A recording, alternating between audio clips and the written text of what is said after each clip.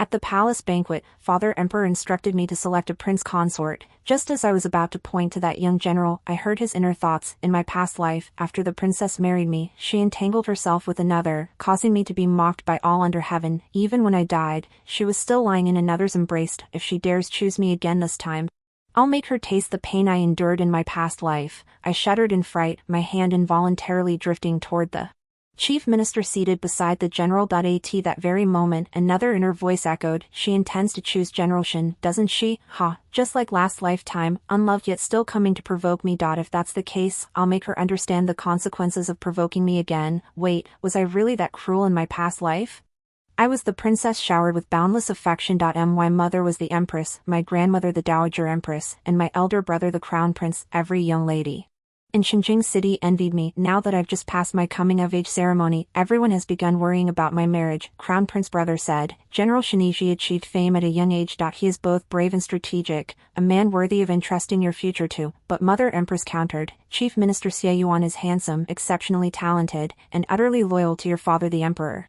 Marrying him would be a sure choice, Grandmother suggested. Both are fine candidates. Why not have them fight it out? The victor becomes your prince consort. For some reason, I felt a pang of resistance. As they continued to debate, I tugged at Father Emperor's dragon robe and whispered, "Can I choose neither?" Father patted my hand and said earnestly, "Your father and mother will grow old someday. Before that happens, we must find someone worthy to entrust your life to." "But isn't there still my brother, the crown prince?"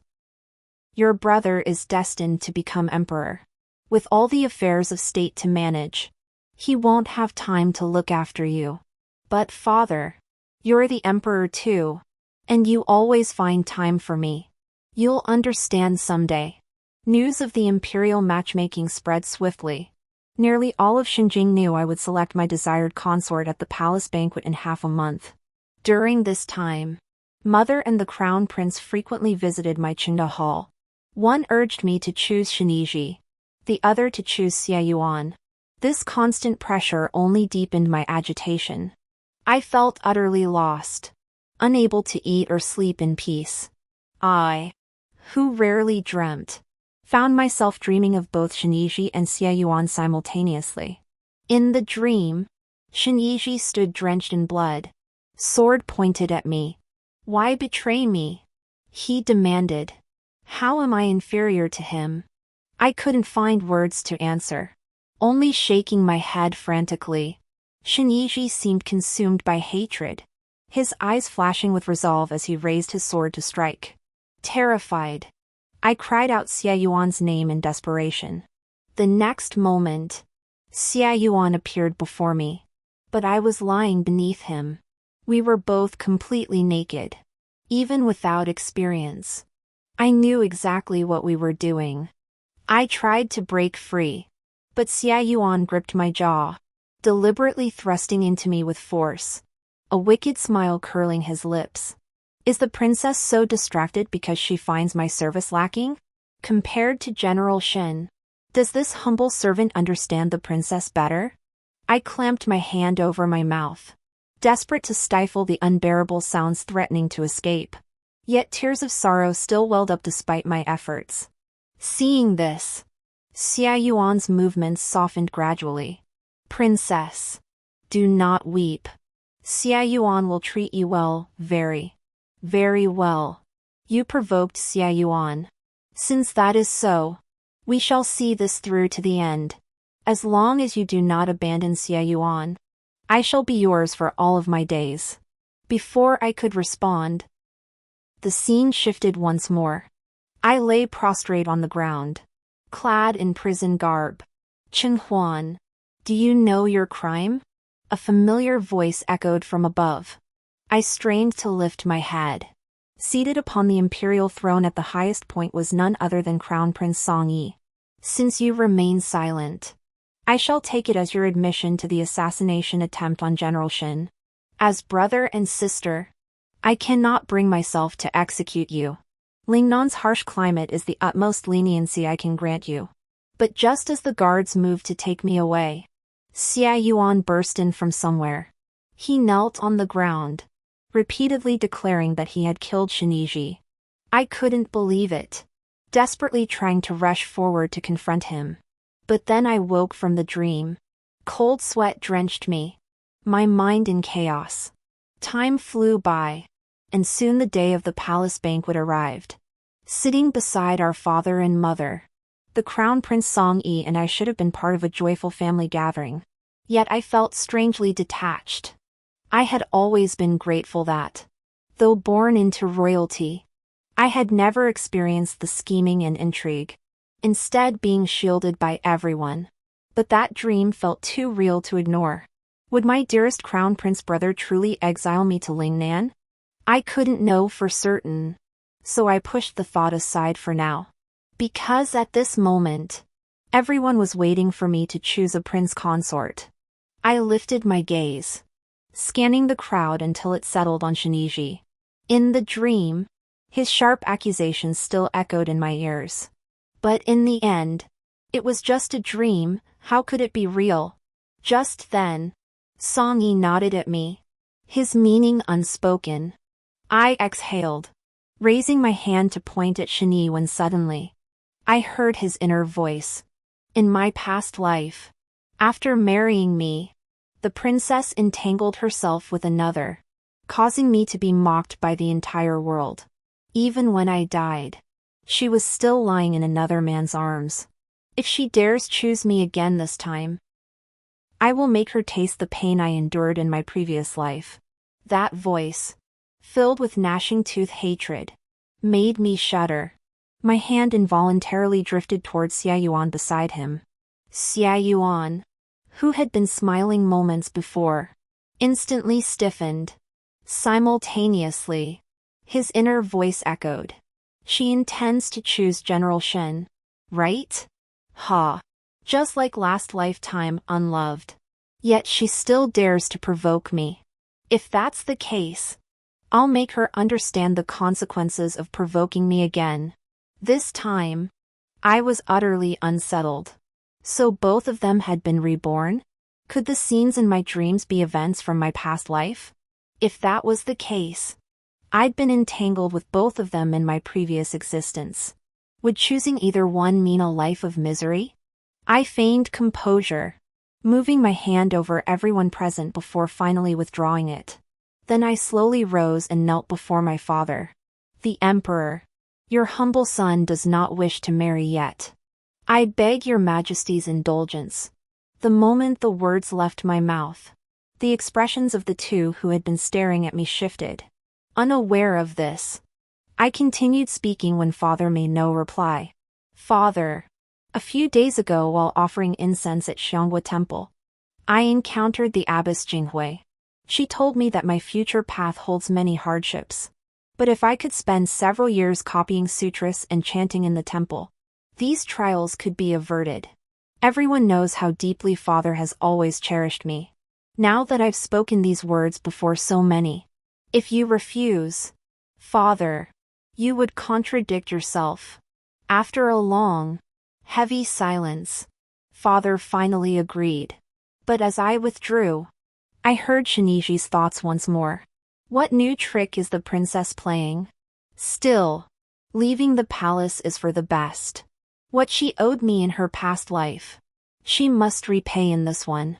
Is Shinji seeking revenge against me? But I don't even know what I've done, isn't that a bit unfair? Regarding my refusal to select a consort, Song-yi strongly disapproved. In Qinda Hall, he probed me openly and covertly. Qinhuan, how come my brother didn't know you went to Xianghua Temple?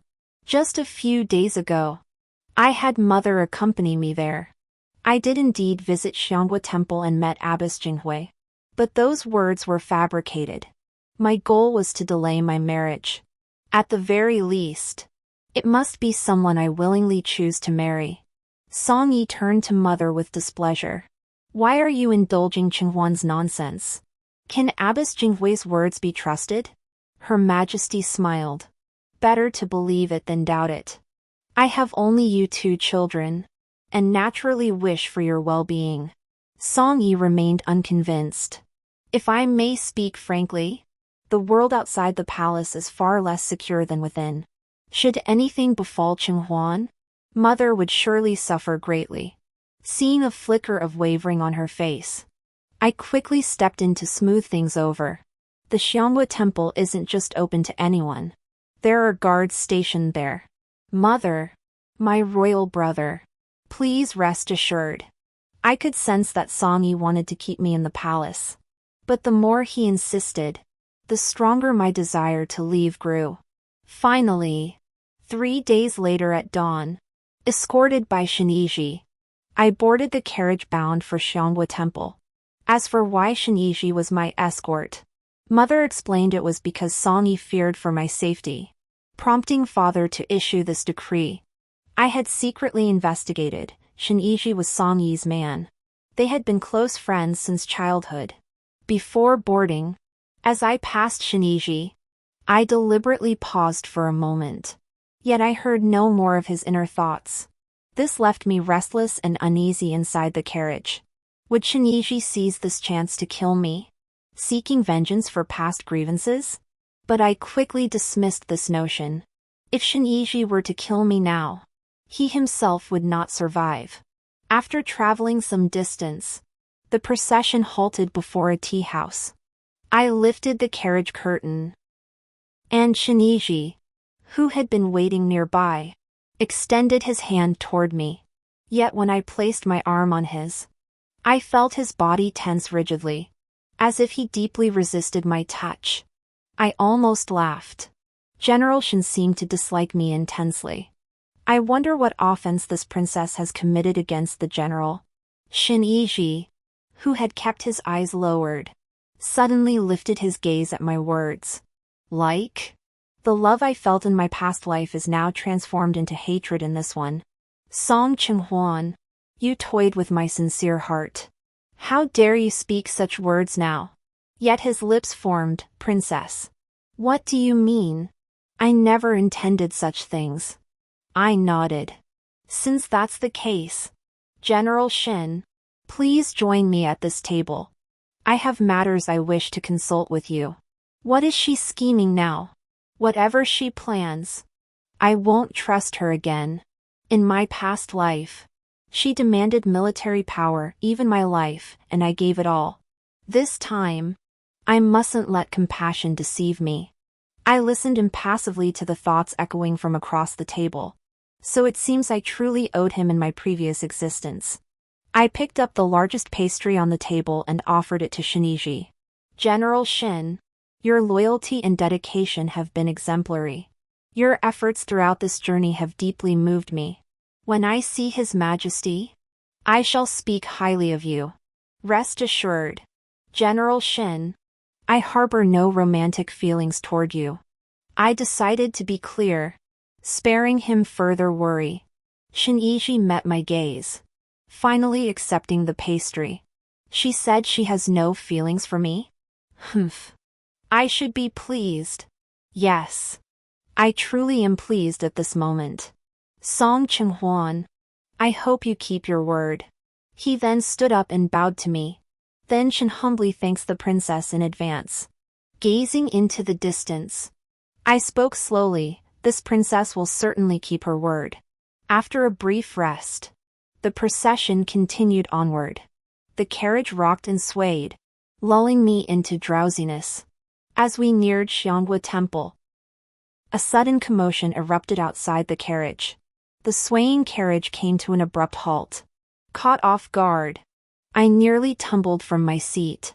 Then, someone shouted, "Protect the princess!" My drowsy mind snapped awake instantly. Assassins? Could someone besides Shenyi want me dead? Common bandits wouldn't be foolish enough to ambush an official carriage, only professional assassins would. No sooner had this thought crossed my mind than the sounds of combat erupted outside. Unskilled in martial arts, I could only cower inside the carriage, too terrified to venture out. But soon, footsteps approached me. My heart leapt into my throat. I snatched a hairpin from my hair, intending to use it for defense. But before I could see who it was, as the curtain lifted, my hand went limp. I was seized. Don't want to die now? Then come with me. The masked figure's tone was menacing. With my life in their hands, I was forced to follow them out of the carriage. Seeing chaos erupt outside, my eyes instinctively searched for Shinji, the most skilled among them. After all, his duty today was to escort me. Spotting him, I cried out urgently, "General Shin! Save me!" Shinji heard me and glanced in my direction. Yet he seemed oblivious to my abduction, continuing to effortlessly engage the assassins before him. He paid no heed to my cries for help. As the bandits dragged me farther away, he even cruelly averted his gaze. My heart grew cold. I hadn't anticipated Shinji's tactic of using others as his weapons. The bandits threw me onto a horse. I refused to give up, my eyes fixed on Shinji's direction. Yet until the moment I lost consciousness, Shinji showed no reaction whatsoever. He hated me that much. I thought, this time, I probably wouldn't survive. The debt I owed Shinji was repaid in a twisted way. Well, so be it. In my days, I recalled an incident not long ago. The night before my coming-of-age ceremony, Mother had sent me the ceremonial robes to wear. As soon as I tried them on, she gazed at me with eyes brimming with pride, studying me over and over. "My child has grown. You resemble your father more and more each day. I wonder what Huan wishes to become in the future." Many had always said that Songy resembled our mother, while I bore a stronger resemblance to our father. My eyes twinkled as I replied with a mischievous smile, "I want to be like father." A truly formidable person. Mother raised an eyebrow, her tone probing. "Oh, could it be that Huan wishes to become emperor?" Without a moment's hesitation, I blurted out, "If father is willing, it's not impossible. Both Crown Prince brother and I are your children. If he can do it, so can I. At that moment, I didn't realize anything was amiss with my words. Or perhaps years of indulgence had made me forget. I was merely a princess. How could I possibly be compared to the Crown Prince? If such words were to leak out, I'd surely be charged with treason. Mother quickly covered my mouth, warning me sternly, "You must never speak like that again. I was only joking with you just now, understand?" I nodded, pulling her hand away. "Of course I understand. I was just playing around. Huan is still young, and the future is far off. Mother, please go rest now." Soon after, my marriage became a recurring topic of discussion.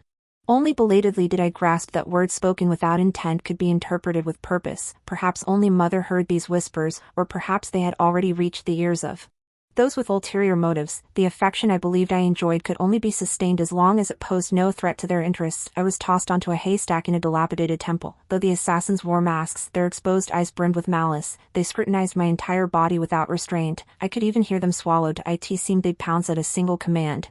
Then the leader roughly pried my mouth open and shoved a pill inside. "Hold your horses," he said. "Once this kicks in, she'll be begging us." Ha ha ha. Never having endured such humiliation, I snapped in rage and bit down on his hand before he could pull it back. He yelped in pain and slapped me hard across the face. "Since you're in our hands, I advise you to cooperate. It'll save you some suffering." The blow left my vision darkening, while an unfamiliar sensation began spreading through my body. I thought, better to bite my tongue and die than be humiliated to death by these men. Closing my eyes, I steeled myself. Just as I gathered my strength to bite down on my tongue, several agonized cries pierced my ears. Puzzled, I opened my eyes to find all the assassins who had been standing upright now lying motionless. The one responsible for this was none other than Xie Yuan, who had arrived with his men. How could he be here? Xie Yuan bowed to me. "Princess, I apologize for my tardiness." Just as I opened my mouth to speak, a wave of intense heat washed over me, leaving me utterly miserable. What is happening to me? Xie Yuan noticed my distress immediately and placed his hand on my wrist. After a moment, he said, "Your Highness has been poisoned with Chinese herbs." "What kind of poison?" Xie Yuan withdrew his gaze and suddenly fell silent. A realization struck me. Watching his skilled pulse-taking technique, I couldn't help but press him. "Is there a way to counteract it?" Xie Yuan couldn't find a remedy immediately. He seemed somewhat guilty, lowering his head, unable to meet my gaze. Yet the voice in his mind reached my ears word for word. It was the same in my past life. She accidentally took the medicine and, in her dazed state, mistook me for someone else, making me the catalyst for the potion. Now that Shinji is absent, must the same tragedy repeat itself? But the princess never truly loved me. She only sought me out after quarreling with Shinji. If this were to happen again, I'd rather sever all ties with her. The person beside me remained unaware his thoughts had been overheard, still lost in his own reverie. I, however, covered my mouth in shock. So the previous dream was real. In my past life, Xia Yuan and I truly shared physical intimacy. Now he, like Shinji, seeks to distance himself from me. But what I crave more is knowing who orchestrated this scheme against me. Gritting my teeth against the physical discomfort, I forced myself to stand and walked toward the exit. This princess doesn't need your rescue. Shinji and Xia Yuan aren't the only men in this world. Perhaps I forced myself upon them in my past life. But in this one, we shall each find our own peace. Xia Yuan snapped to attention, attempting to block my path. My gaze sharpened as I shot him a fierce look. Snapping. Who gave you the audacity to block this princess's path? A flicker of worry crossed Xia Yuan's face as he disapproved. Princess. Going out now would only give those villains an opportunity. I chuckled lightly. And what does Lord Xia suggest? Since you can't counteract the poison in my body, are you suggesting I stay here and wait to die? Please grant Xia Yuan some time. Princess. Don't you find yourself contradictory? As I insisted on leaving, Xia Yuan suddenly declared behind me, then Xia Yuan must offend you. The moment his words fell, a sharp pain shot through my neck. My body went limp, collapsing into the arms of the figure behind me. I lost track of time. Consciousness returned, yet my eyes refused to open. Familiar voices echoed incessantly in my ears. I never imagined Shinji would stand by and watch the princess get kidnapped. Why not spend this lifetime with Xia Yuan instead? Shinji isn't worth your concern. Xia Yuan isn't bad either. He'll treat you as well as ever. Princess. Xia Yuan regrets it. Even if you hadn't come to provoke me, I couldn't have ignored you. Truth be told, Xia Yuan had admired the princess for a very long time. But why hasn't the princess woken up yet? Could it be the antidote wasn't strong enough? Soon, a bitter taste filled my entire mouth. My head grew heavy in waves, and I slipped back into unconsciousness. When I awoke again, Xia Yuan's face loomed large before my eyes. I froze for a moment, then pushed the person close at hand away. Xia Yuan. How dare you? Caught off guard, he stumbled backward and landed with a thud on the floor. Xia Yuan stared at me in disbelief, gritted his teeth, and scrambled to his feet. Such strength, it seemed the princess had fully recovered. Recalling last night's events, I was overcome with anger and shame. Xia Yuan. How dare you lay a hand on me? Your servant is innocent. I resorted to this desperate measure solely to save the princess. I shall have Father Emperor punish you upon our return. At these words, Xia Yuan's expression turned grave. Does the princess truly believe she can return? His words left me utterly bewildered. What do you mean? Yesterday, the crown prince brought back a corpse from the foot of Xianghua Temple. The coroner has confirmed it is you, princess. Within days, the news of Princess Chenhuan's death will spread across the land. His words left me utterly frozen. A chill rose from my feet, spreading through my entire body. Though it was the warm spring month of March, I shivered uncontrollably, instinctively wrapping my arms around myself. Seeing this, Xia Yuan sighed inwardly. Alas! The crown prince had feared the princess in his previous life, wanting her married off early.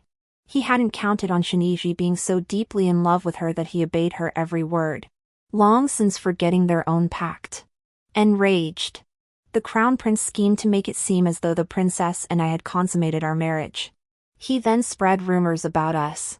When Shen Yizhi came to confront the princess, he stumbled upon us in bed. Though I had forced the princess that night, Shen Yizhi refused to believe it. He lost all reason and tried to harm her. Naturally, I wouldn't allow it. After a fierce struggle with me, Shen Yizhi left, wounded and distraught. But none of us could have foreseen that he would fall into an ambush by enemy forces along the way. At this very moment, I have finally untangled the web of debts and grievances between myself and them. And the mastermind behind this entire tragedy is none other than my own brother, His Royal Highness the Crown Prince. Truthfully, had I simply obeyed my husband and raised children, I might have survived. Even had I stayed quietly in the palace, he could have restrained himself from harming me. Yet I chose precisely the path he most dreaded for me. Knowing the truth only made my heart feel heavier. I held no power. Yet Songyi still feared me. This is the part I've never been able to fathom.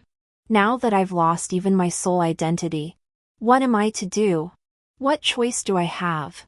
4 days afterward, no matter how Xia Yuan tried to cheer me up, I remained silent. I kept thinking about how I could possibly break free from this situation.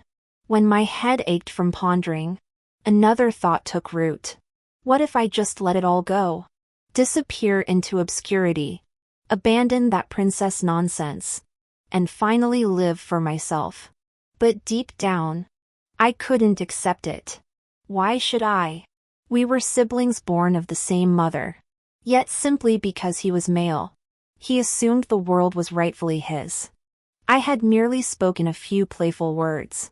Yet he interpreted it as a challenge to his claim. He ordered my abduction, never intending to spare my life. Such a narrow-minded heart, truly unworthy of that throne. Xia Yuan, perhaps fearing I'd grow bored, chartered a painted boat and took me to cruise the scenic waters. Sitting on the boat, feeling the cool breeze caress my face, the gloom in my heart lifted considerably. Huan, how about I play you a tune? I propped my head up, watching Xia Yuan across from me with a half-smile, half-teasing expression. Who knew Lord Xia knew how to charm a lady? Naturally. Otherwise, how could the princess have spared me a single glance? The melodious strains of the qin filled the air, like a clear spring flowing through the woods, sometimes impassioned, sometimes serene, utterly soothing to the soul. Xia Yuan had stopped calling me princess since I regained consciousness. I understood well enough, the more people knew my true identity, the greater the danger. But just then, the music ceased. I turned to Xia Yuan, voicing the question that had lingered in my heart. All these days, I never asked you, Lord Xia, why are you here? A court official? And why did you happen to save me? Xia Yuan rose and came to my side. Huan, you see, I was dispatched here on an inspection mission. Unexpectedly, I encountered the princess being abducted by villains. And as it happens, Xia Yuan has a particular fondness for rescuing damsels in distress, especially those as fair as Huan. Xia Yuan spun his tail while inwardly grumbling. The princess is beginning to suspect. She wouldn't know how much the Empress Dowager had done for her. Otherwise, I wouldn't have arrived so promptly. Ah well. She'll understand some things in time. How is this connected to mother? Seeing my furrowed brow, Xia Yuan reached up and gently rubbed my forehead. Huan, there's no need to worry. Xia Yuan will always support the princess. Is that so? I lowered my gaze, concealing all emotion. But what if Huan desires that supreme power? Would Xia Yuan still aid me? Is the princess testing me? The Empress Dowager was right, the princess truly has grown up.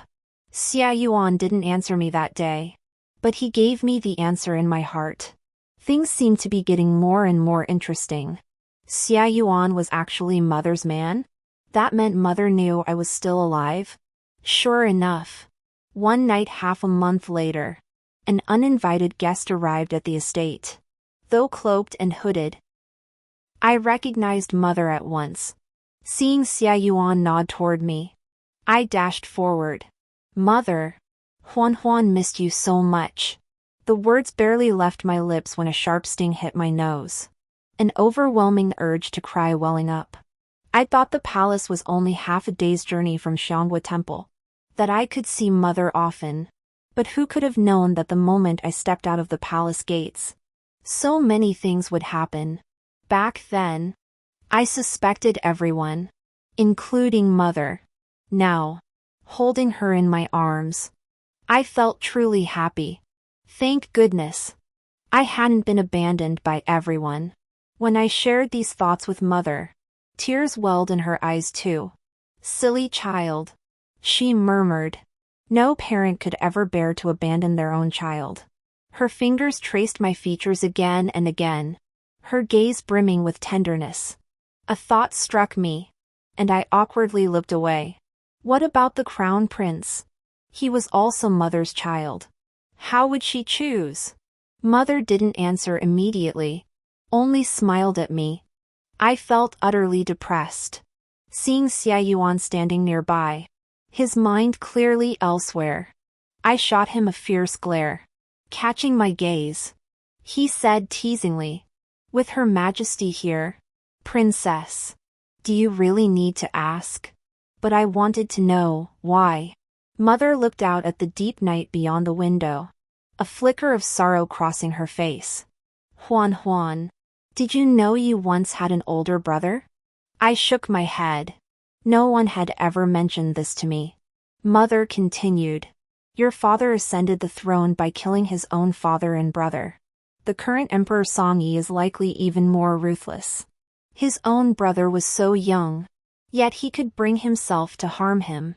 His own sister had clearly left the palace, yet he still couldn't trust her.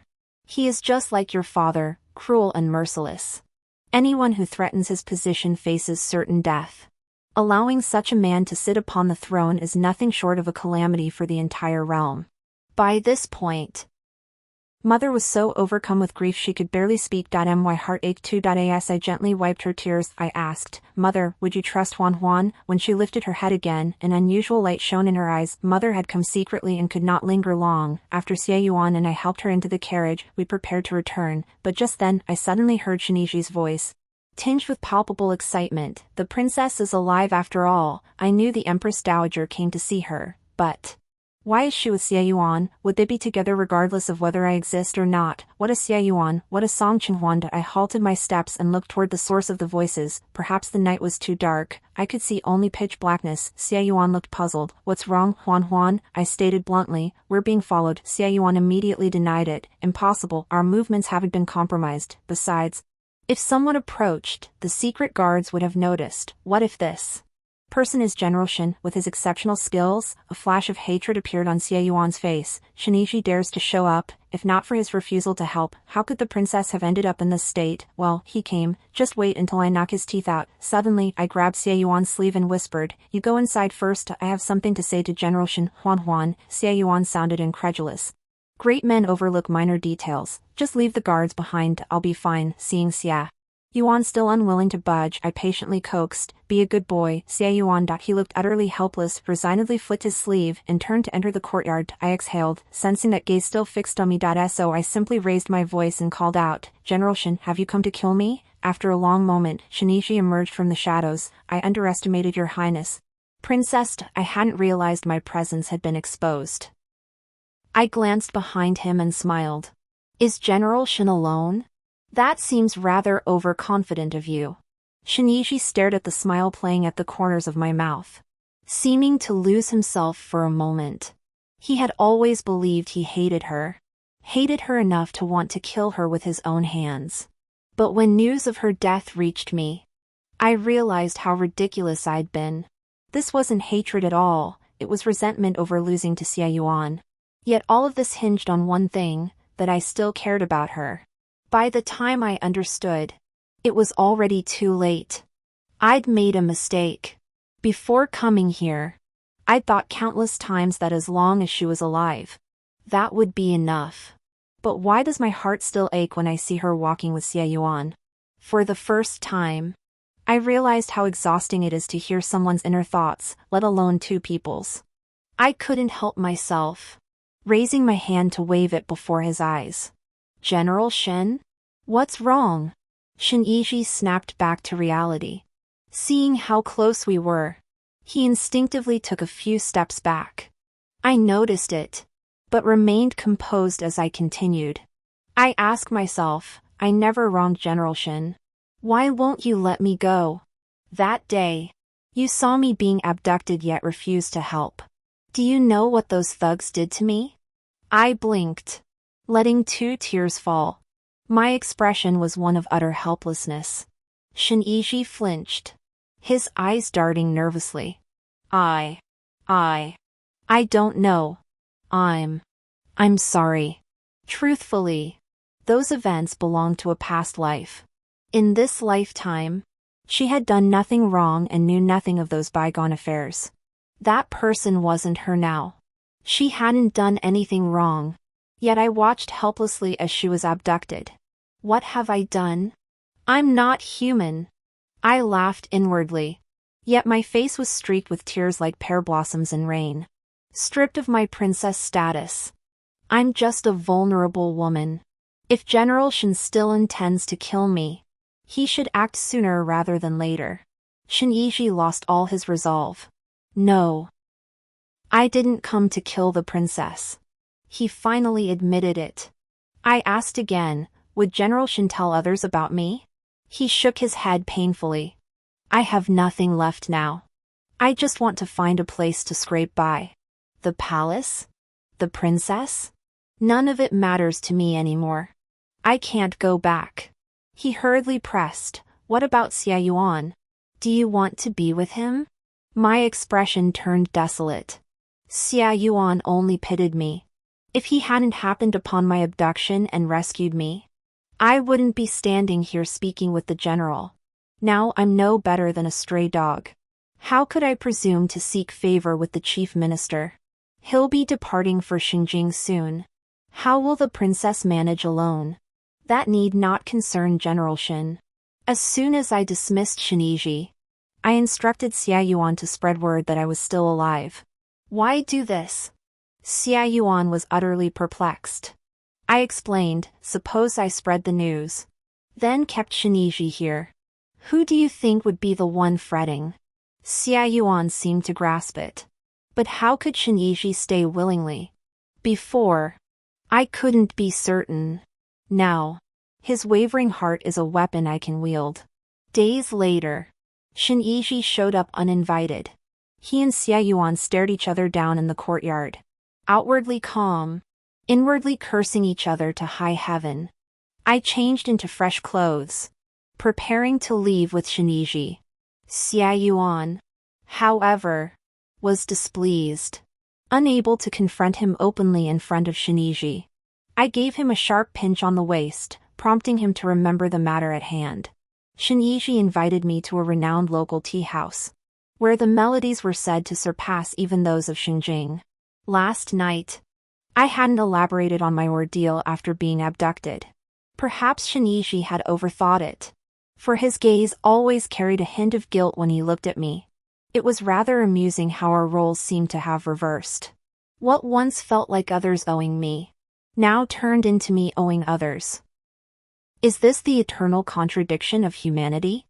I listened to the tunes idly, occasionally shooting Shen Yiji a glance. Surprisingly, his mind seemed unusually calm now. I couldn't detect a single sound within him. Yet for some reason, I sensed his mood was quite good. But just then, the music abruptly stopped. The young singer on stage suddenly knocked over the instruments and drew a dagger hidden beneath them. Then, under everyone's gaze, he used the momentum to leap up to the second floor.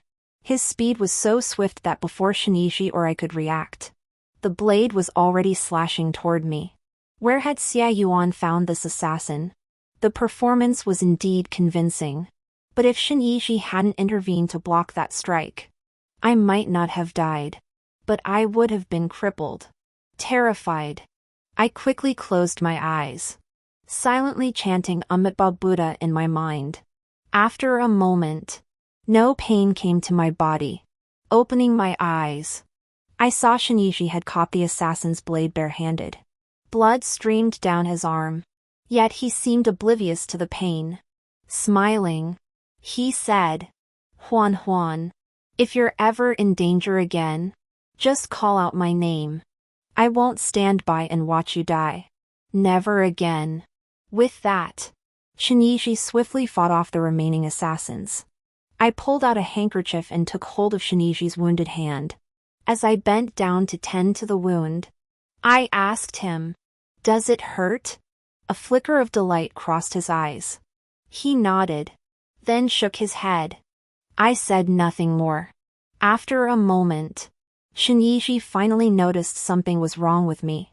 He cupped my face in his hands, only to find it covered in tears. Panic seized him. "Huan Huan, what's wrong? Did I do something wrong?"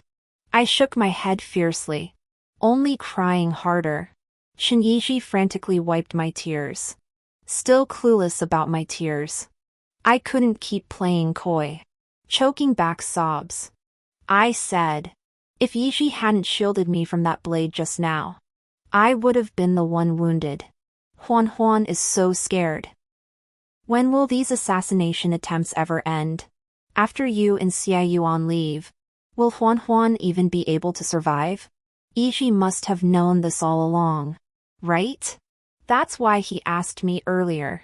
Shinichi carefully pulled me into his embrace, as if making a solemn resolution. "Huan Huan, don't be afraid. If it comes to it, I'll stay behind to protect you." After all this turmoil, we had no heart left for music.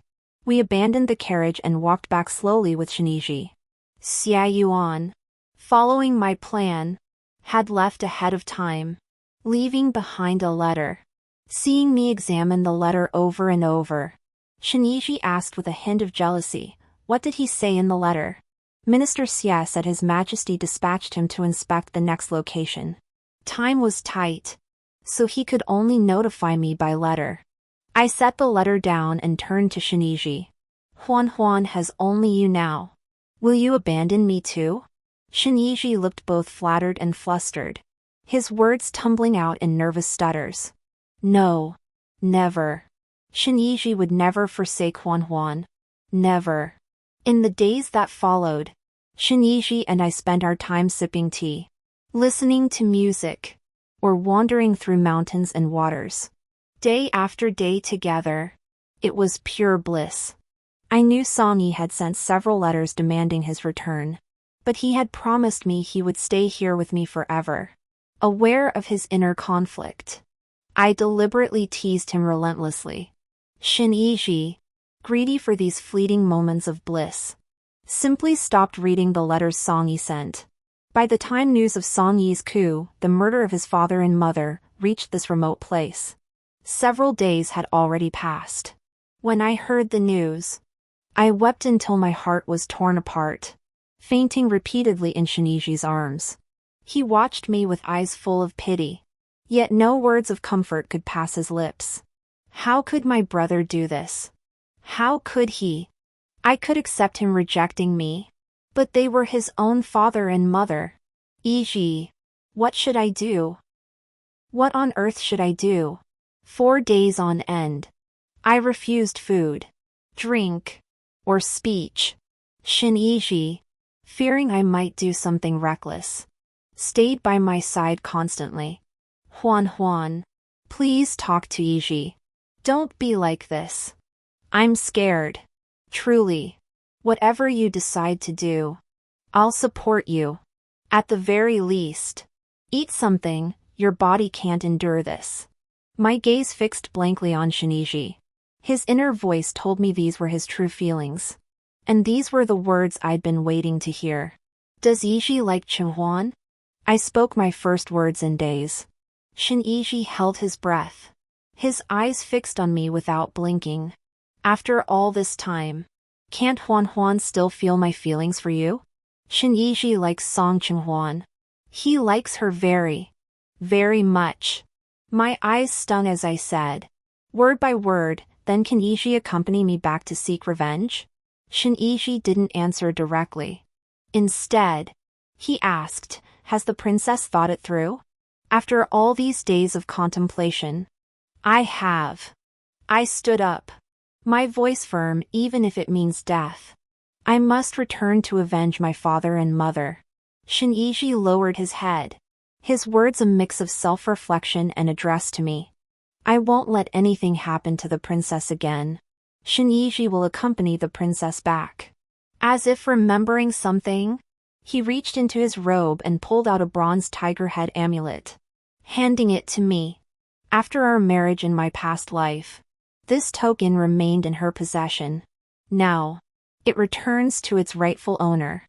Suppressing the shock within, I feigned ignorance. Yiji, what is this? Remember, Huan. With this, no one will dare to bully you.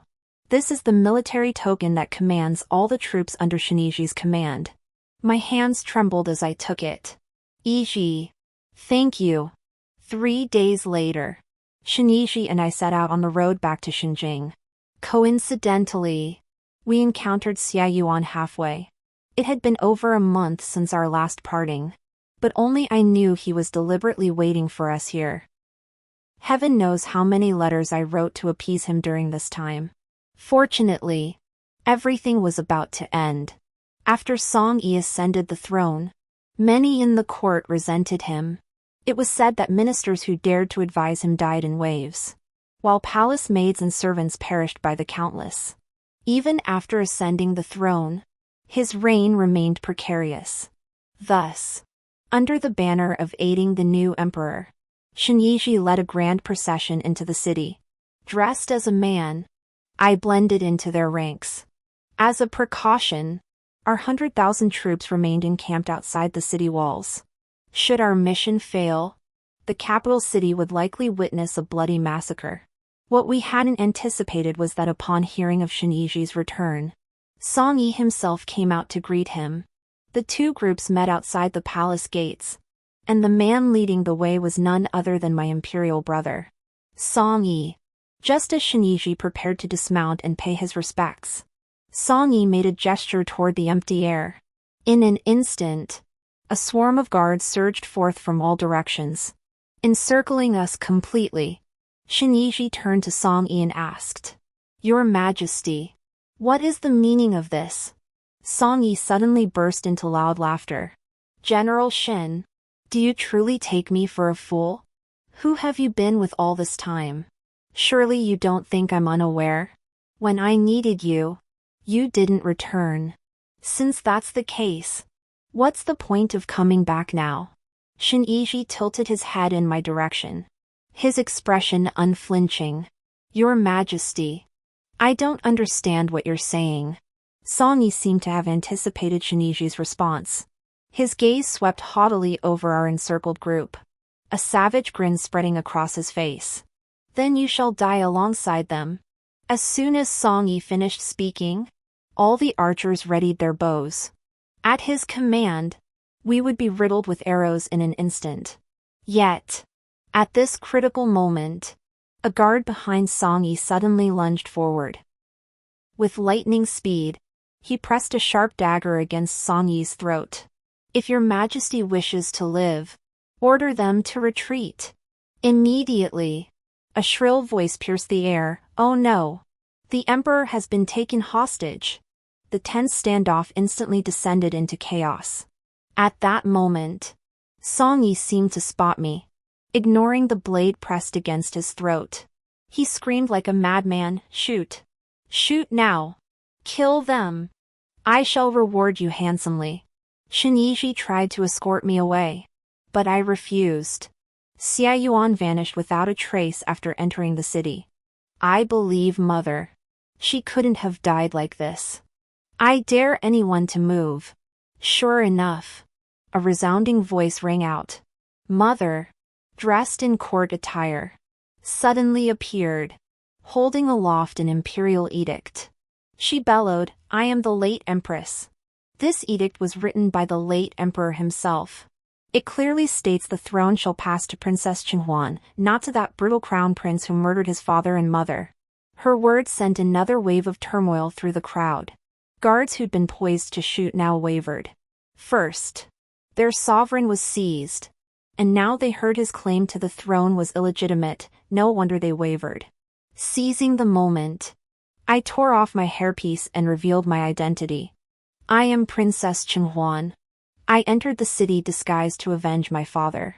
My imperial brother first sent assassins to kill me. When that failed, he used a random corpse to impersonate me, spreading the false news of my death across the land. This forced me into exile, unable to return home. But I never imagined that during my absence, my maddened brother would murder my father for the throne. As his daughter, vengeance is my right. As you all just heard, this princess is the true heir to the throne. If you lay down your weapons now, I will not pursue the matter. But if you resist, the 100,000 troops outside the city walls will crush Xinjing City at once. At the mention of 100,000 troops, they finally realized surrender was their only option. We entered the palace without incident. Song Yi was brought before us, awaiting his fate. I couldn't even be bothered to look at him, clinging to mother and weeping uncontrollably. She patted my back soothingly. Had I not feigned death that time? How could Song Yi have lowered his guard? Only then did I learn, when Song Yi sent poison to mother, she had anticipated it and taken the antidote beforehand, thus escaping danger. She had even successfully planted a spy within his inner circle. What about father? And what about the imperial edict? Mother seemed lost in memory. Your father, moved by my hardships, bestowed an edict upon me. It bore only the imperial seal. No text written. Perhaps he had long forgotten it. I never imagined it would prove so invaluable years later. Tears welled in my eyes at her words. No wonder Xie Yuan said mother had done so much for me. It turns out she had been laying the groundwork for me since long, long ago. Seeing Huan Huan like this today, mother felt deeply gratified. Who says women are inferior to men? We'll show them. Speaking of which, I suddenly recalled that mother had never liked the name father chose for me. Qinghuan. Qinghuan, it signifies pleasing others, seeking favor. Perhaps what they've always wanted is our obedience and passivity. I nodded firmly. Fine. Then we'll show them. I didn't kill Song Yi. Instead, I exiled him to Lingnan, barring him from ever setting foot in Xinjing again. What I hadn't anticipated was that, besides father, grandmother also perished in this palace coup. 3 days later, my coronation ceremony would take place. To rush the completion of my dragon robe, mother went daily to the Imperial Wardrobe Bureau to assist. Fortunately, it was finally finished the night before. Mother held the robe for me to try on, and time seemed to return to the night of my coming-of-age ceremony. She looked at me, her eyes still brimming with pride. My son looks truly majestic, mother is most delighted. Feeling a bit embarrassed, I buried my face in mother's embrace. After a moment, I peeked out and asked the question that had troubled me for so long. That night of my coming-of-age ceremony, mother, did you deliberately ask Huan Huan those questions? She gently patted my back and spoke slowly. Though I had long harbored this thought, I dared not reveal it that time. I did indeed intend to probe, but it was Huan Huan's words that truly awakened me. Fortunately, we succeeded. From now on, no one else will decide our fate. Huan Huan can freely choose the husband she desires. For some reason, Shiniji and Xie Yuan's faces suddenly flashed before my eyes. It must be because I grew too close to them earlier, trying to win their allegiance. During that time, mother and the crown prince visited my Chinda hall often. One urged me to choose Shiniji, the other to choose Xie Yuan. The 10th day of my reign as empress, it wasn't the pedantic ministers who exasperated me, but the conflicting whispers of Shiniji and Xie Yuan that left me in turmoil. Merely wearing a fitted dragon robe had them each harboring ulterior motives. Shiniji, with solemn earnestness, Huan Huan's waist seems even slimmer. Could it be the overwhelming number of memorials lately leaving her exhausted? Seems I must prepare some nourishing delicacies for Huan Huan. Today Huan Huan has only glanced at me 3 times, all because of that Xie Yuan, decked out in such flamboyant finery, that irritating fellow. Why won't he just vanish? Xie Yuan, debauched and unrestrained. When will Huan Huan name me her imperial consort? Even without official status, I'd gladly warm her bed. After a morning court session, my face was flushed crimsoned. I dared not look at the two of them anymore. Hurrying back to Qingqian Hall, I found Mother waiting with lotus seed soup prepared for me. She asked curiously, "Why are you so flushed?" I stammered, Maybe I'm just feeling a bit overheated." Mother smiled, handed me the lotus seed soup, then suddenly inquired, "How does Huan Huan view Xie Yuan and Sheniji?" View them? I'd pondered this question before. If they remain loyal to me, I'm naturally willing to coexist peacefully. But should either harbor treacherous thoughts, I'd execute them without hesitation. The end.